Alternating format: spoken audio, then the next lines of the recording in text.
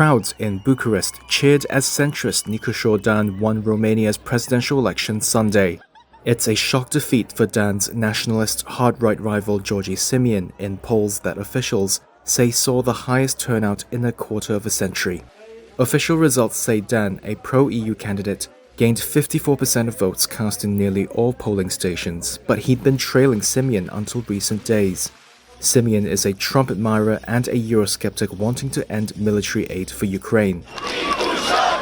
However, Dan, a 55-year-old mathematician who was mayor of Bucharest, made a last-minute dash to the top. He campaigned on a pledge to fight rampant corruption and to keep up support for Ukraine, where Romania has played an important role in logistics. He spoke after his victory. Elections are about community. In today's elections, a community of Romanians who want a profound change in Romania won. A community that wants the proper functioning of the government institutions. A community that wants a reduction of corruption. A community that wants a prosperous economy. In the run-up to the election, Dan said that Romania's support for Ukraine was crucial for its own security against a growing Russian threat. Simion conceded defeat in a social media post, hours after claiming what he called a clear victory. He said he and his party will remain an important and significant part of Romanian society.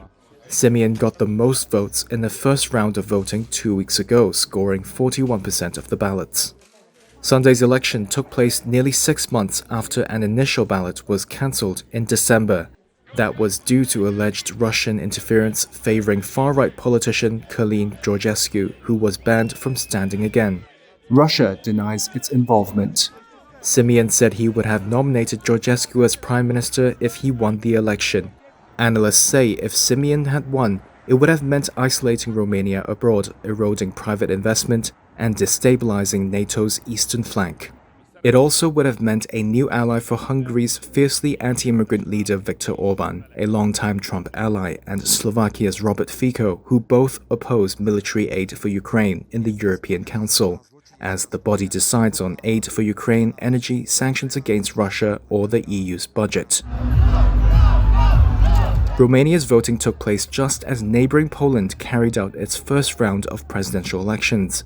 Their liberal frontrunner Rafał Trzaskowski edged ahead of right-wing candidate Karol Nawrocki.